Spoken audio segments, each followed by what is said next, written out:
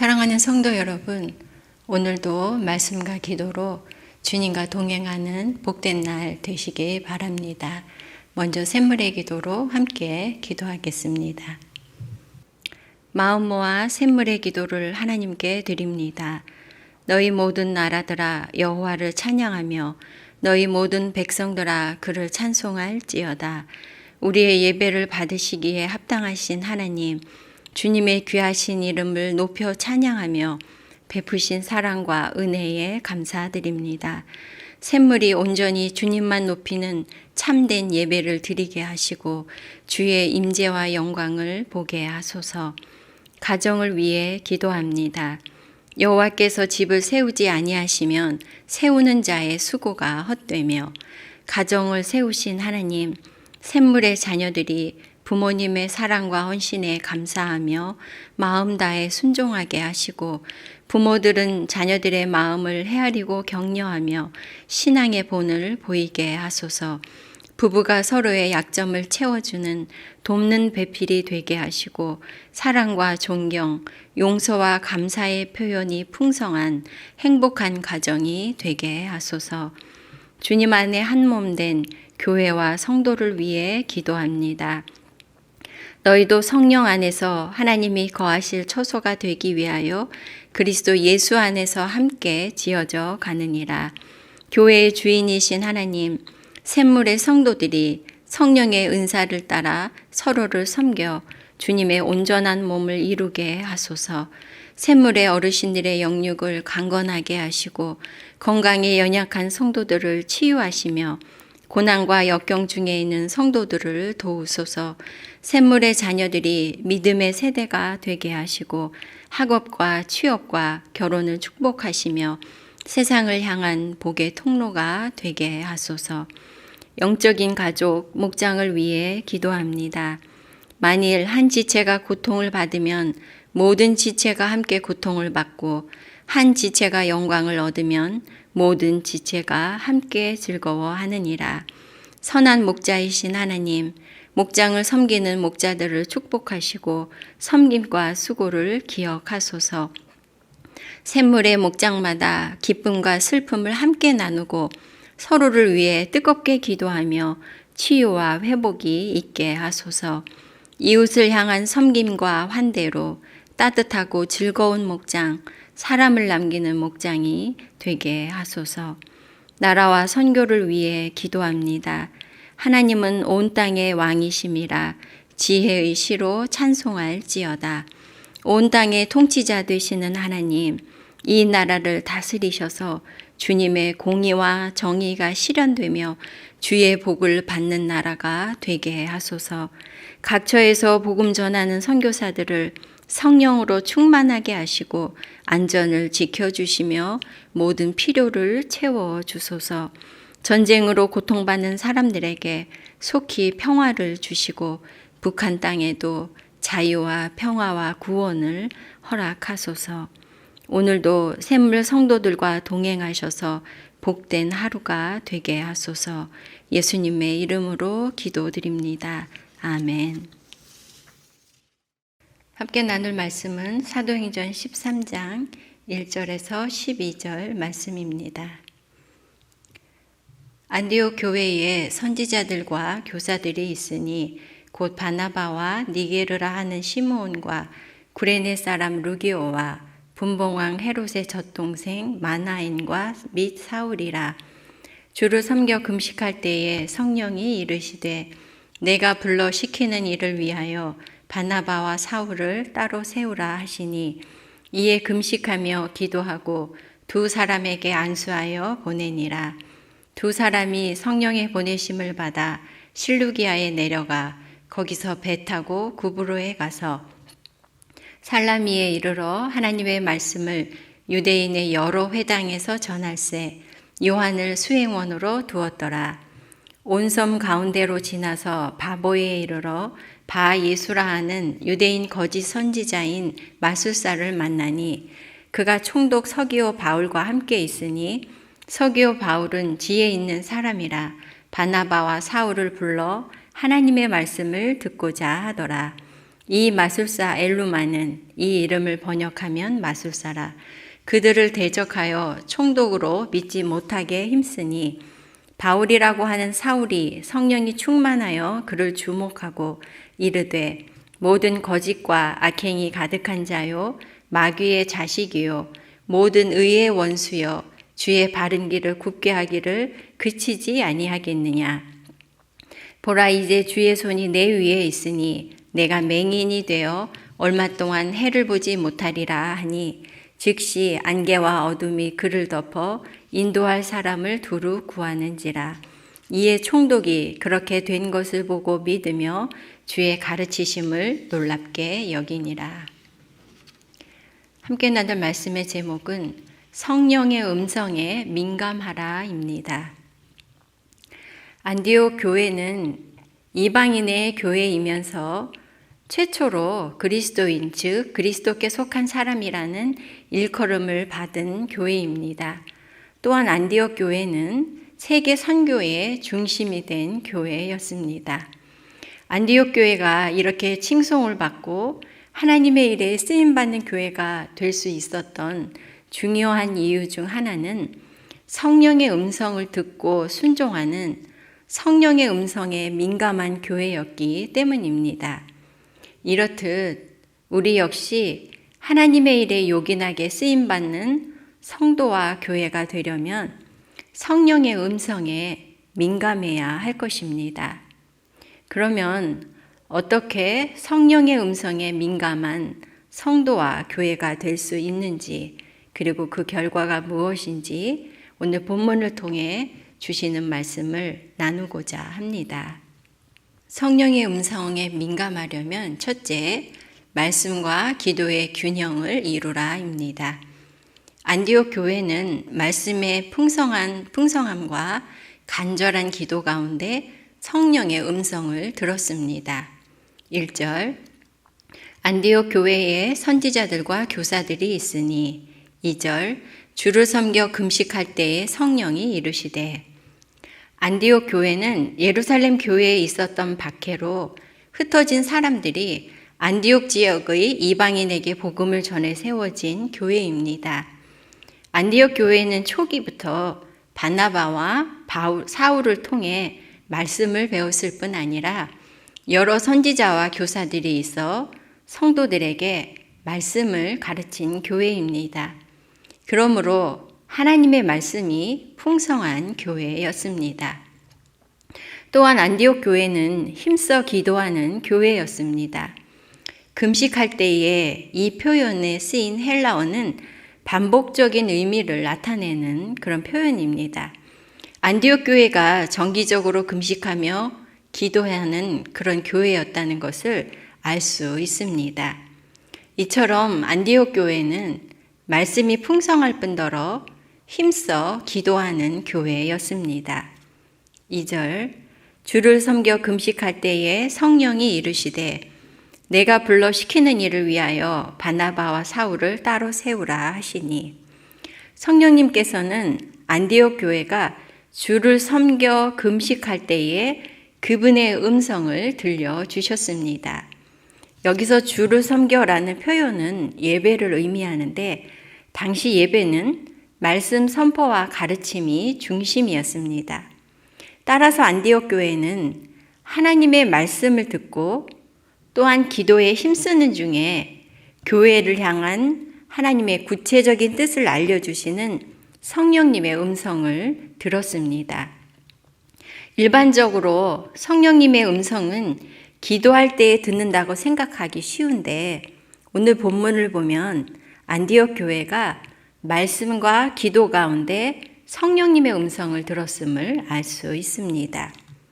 성도 여러분, 우리가 성령의 음성을 제대로 들으려면 말씀과 기도의 균형이 필요합니다.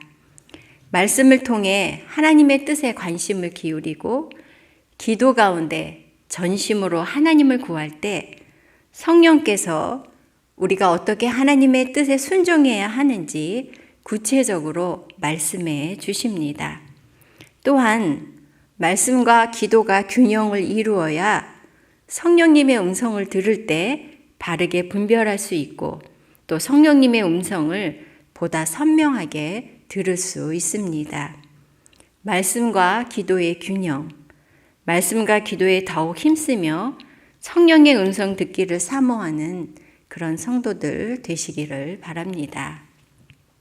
성령의 음성에 민감하려면 말씀과 기도의 균형을 이루어야 하고, 둘째로 성령의 음성에 순종해야 합니다.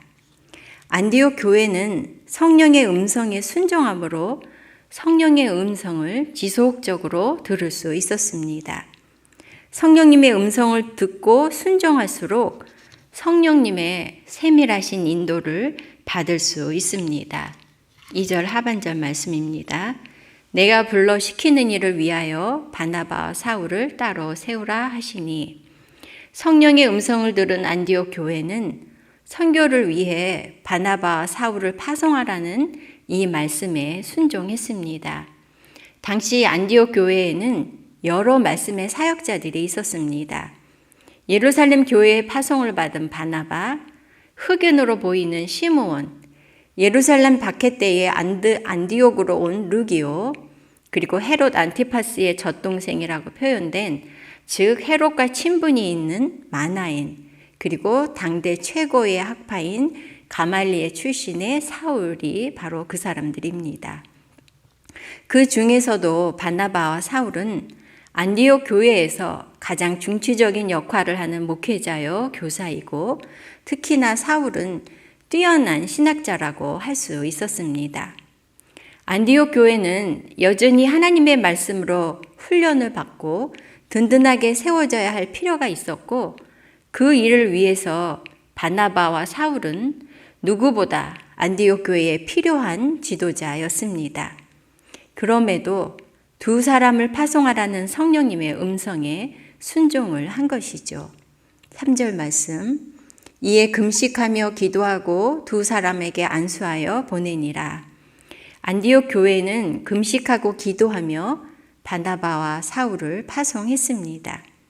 안디옥 교회는 성령님의 음성에 따라 선교사를 파송하는 일에 순종했을 뿐 아니라 바나바와 사울을 파송하는 일, 바로 두 사람 모두를 보내는 일에 순종한 것이죠. 성령님의 음성에 온전히 순종했다고 할 수 있겠습니다. 4절 말씀에 두 사람이 성령의 보내심을 받아라고 말씀하는데, 또한 성령의 음성에 순종한 바나바와 사울은 계속해서 복음을 전할 구체적인 곳으로 성령의 인도를 받을 수 있었습니다.